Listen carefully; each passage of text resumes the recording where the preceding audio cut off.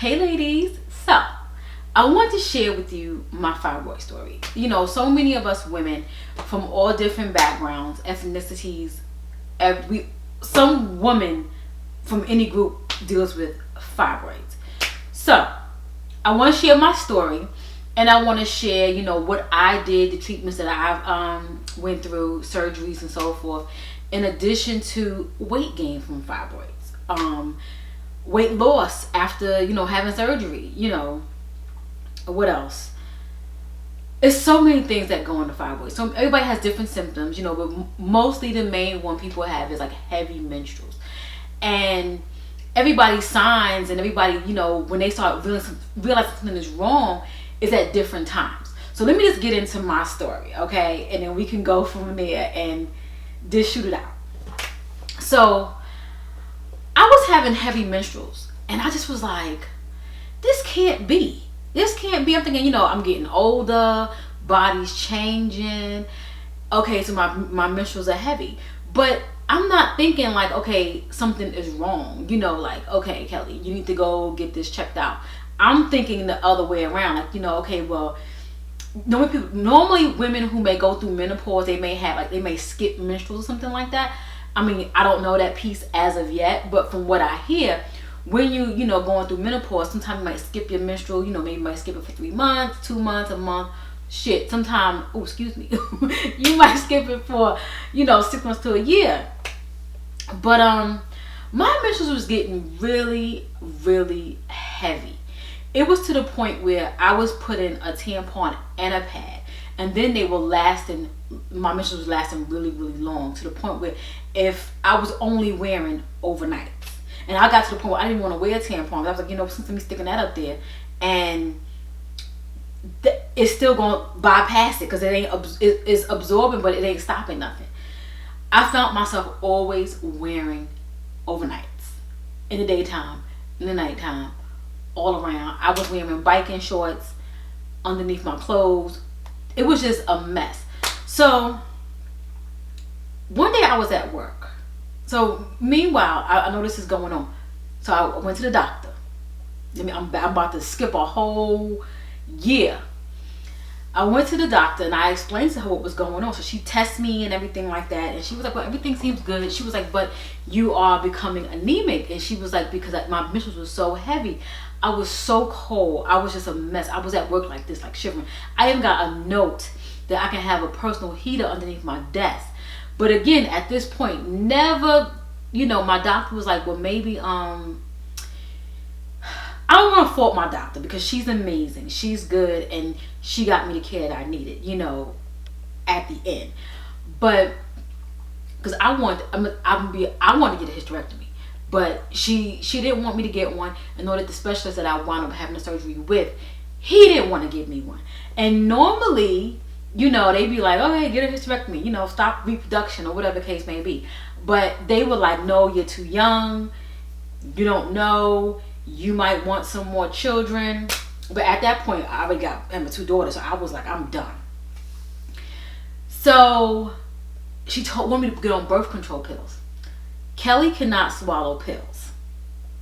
I don't care how small they are, I don't care how big they are, I cannot swallow pills. When I had my surgery, and I told the surgeon, I said, look, he wanted to give me an antibiotic before I went under. I said, I can't. He was like, why not? I said, I can't swallow pills. So he gave me the IV to get the liquids going. I said, you're going to have to give it to me in an IV. So I had to wait until I got to the OR so they could put the actual IV and they started running the antibiotics at that time. At that point, it runs quicker. So let me go back. So I hope my lighting is not too bad. I feel like it's too bright. Hold on. Okay, so I don't know where I left off at. So I can't swallow pills. So we got to that because I can't swallow pills. So I was unable to take the antibiotics for the surgery. But let's go back a little bit. I'm not a good storyteller when it's time for like things for like this, when it's like dealing with your personal stuff. If you start skipping stuff and you start, you know, getting a little nervous stuff because you don't want to relive it. Lord knows I don't want to. But so let me see. I forgot where I left off at. So when I went to the doctor, she touched me and said, "Well, you get anemic, your menstrual's a little bit too heavy." She said, maybe you can, maybe you're under some stress, something like that. and we need to just kind of regulate your menstrual. So you know that's usually kind of common. They want to regulate your menstrual and whatnot and get you, you know, where you need to be. But I was gaining weight around the midsection. I was gaining weight crazy to the point where I would wear a tank top to kind of like make things tight, put a shirt on, and I would still wear a shirt around my waist because I was trying to camouflage my midsection because I didn't understand what was going on. Now, granted, Kelly is a carb eater. My weakness is pasta, rice, and bread. There was a time, not so long ago, I had to stop. I would go through a loaf of bread in two and a half days. My weakness is peanut butter and jelly. One day, I ate 4 peanut butter jelly sandwiches in one day. So that's 2, 4, 6, 8. 8 slices of bread. Now, just think how many slices in a loaf. That's how I was tearing up. Now, granted, my metabolism is pretty fast because my body didn't really get that big. My highest weight may have been maybe 176, 178, almost 180. And I'm only 5'2". So I'm short and I was getting round, but I had to get together. I had to get together. So then I couldn't take the pills. She put me on birth control pills. So I said, you know what, Kelly, if my menstrual is really getting this bad and it's a matter of taking a birth control pill to kind of regulate my my menstrual, I'm gonna have to go ahead and just try it. So she gave me like the low hormone ones that's like in the old school pack, not like the ortho tricycline or nothing like that. She gave me the old school one. It was like in a little flat and you gotta pop the pills out. It was just, so the first week I was pretty good. I said, okay, I feel good. That second week, I was so sick. I was so nauseous. I felt like I was pregnant. And I said, you know what? I can't do this because I couldn't even function at work. There's no way I'm going to be on these pills. And she said, well, just keep taking it. Get through the second week. When you do the second week, your body will be used to it. And then you'll be able to, keep on going. I couldn't do it. Thank God I didn't do it. What if it would have, suppressed everything and then I wouldn't have been, having these heavy menstruals? The pill would have been pretty much regulated everything, but meanwhile I still had an issue going on the inside.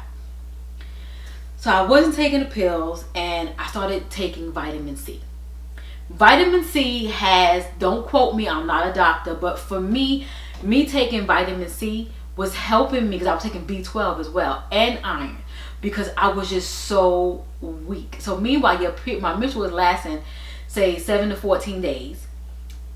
That's 2 weeks, and then I only got like a week. I got to clean up. Then I got a couple days off, but I'm good. But then I don't know, and it comes on again and lasts. So I started taking vitamin C. Vitamin C was helping me out because it does something to the uterus, so I wasn't really bleeding that heavy. But you start getting comfortable. Oh, I got it under control, but it still was heavy. Still wearing overnights. Just like moving forward, I was at work. And my eyelash, something is just like really getting me. I was at work and I just couldn't get through the day. It wasn't even, I couldn't even make it to 12 o'clock till my lunch. It was like 10 o'clock and I felt like I had a bowling ball literally coming out of me. Like for those of you who gave birth or may have had some contractions, if you had a C-section, but you had them contractions and it's coming. It felt like something was literally coming out of me, a bowling ball and heavy, not like a human or a baby, something that was extremely heavy. I don't know what a hernia feels like. So what I did was I asked her, what is a hernia feel? What is a hernia feel? Erica's saying, you gotta go ask the men. You gotta go ask the men. I'm like, I don't know what this feeling. I'm at work. But meanwhile, I was not bleeding, but I just felt this pain that was unbearable. I went to go take a ibuprofen. This pain would not go away. So I went to my boss. I said, look, I do not feel well.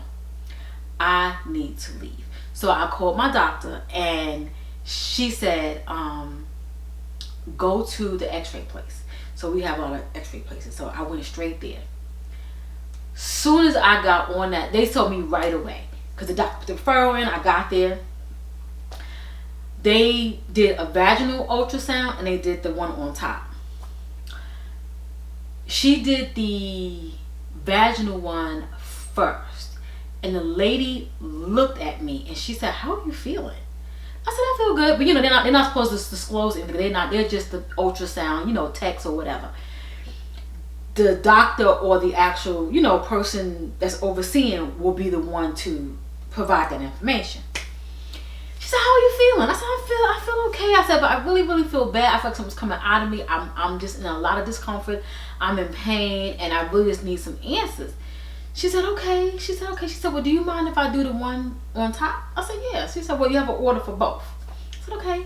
She doing it, and she's like, But she's not saying anything, but she was just so surprised. So the doctor had, not the doctor, whoever the actual, like, they don't, what do they call them? The ones that actually read it and makes the actual, so I can't think of the name at this point, that reads the actual ultrasound, x-rays and things like that. They came in. They said, "Well, how you feel?" I said, "I feel," but she was like, "You have a lot of fibroids and you have a lot of cysts on your," I think she said, my left ovary. She said, "But your menstrual's coming." She said, "Because we can definitely see, you know, like, I guess, like, droppings or whatever." She was like, "So your menstrual's coming." She said, "But normally when you get cysts," she said, "normally a sign of cysts is when your menstrual's coming. Women can produce cysts at any time." That's what she was trying to let me know. So that wasn't alarming.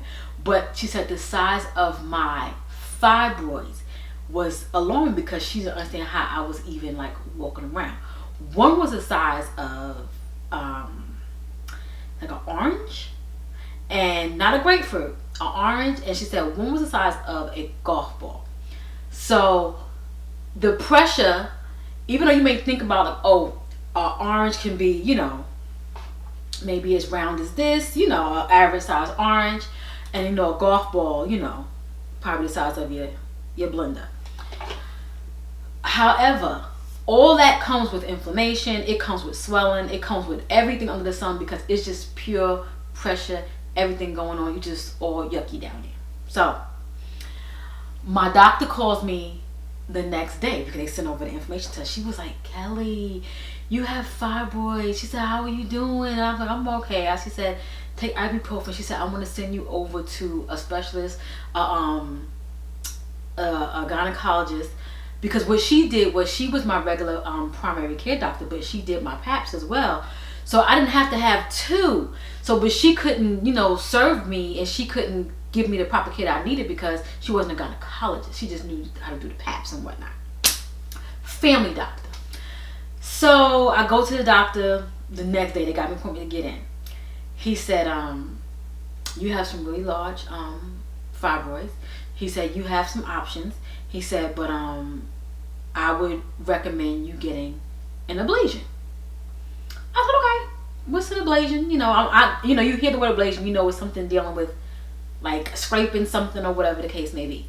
He said, "You can't get something else. I can't remember what it was. A scraping of the lining, not like a DNC or nothing like that." But he just told me that mine was too severe because I had my fibroids. One was just literally inside the uterine wall. He can go in and get that one. But the larger one was in the wall and outside. So he said to me, he did not want to give me a hysterectomy. And I'm like, well, if it's in the uterus, the uterus wall, it's gonna grow back. But the way I was feeling, that pain never left. From the time at my job, I took 2 days off. That pain never left. From the time that I went to get the x-ray to the time I went and got my damn surgery. That pain was there. My menstruals was getting worse. The pain was getting worse. It was just so unbearable. And I was just so unhappy. So I go and I have my surgery. Well, we discussed. First I went back to my doctor and I discussed with her what he gave me my options. And she said, "Yeah, Keli, I don't think you should have a hysterectomy." I said, "Well, can I get a partial?" I got a little fly in here. This eye is irritating me, y'all. So I asked her, "Can I get a partial?" I said, "You can, you know, leave my ovaries so I won't go into, like, menopause. I won't go into a shock. I won't grow a beard or anything like that. Like, just let me take it out. You know, take it out. Like, I ain't having no more. I don't need it. I need it to live. I need it. If I don't need it, take it out. So she was like, well, you know, I think the ablation would be right for you. And I'm like, if this was back in the day, y'all would have wanted to gut my ass out. But y'all didn't do that. So I was like, well, fine, okay. So I'll go have the ablation done. He said I had a 90% chance because my age, and just my medical history alone, and you know, the severity of what was going on, that my menstrual would go away. So once I heard I'm gonna get an ablation, I'm gonna still have my uterus, and I got no period, I got so excited. But see, I didn't do my research, and that's where everything went downhill for me, because I still had my freaking ovaries. So I got eggs popping down. Of course I'm gonna have my menstrual. I go on with the ablation.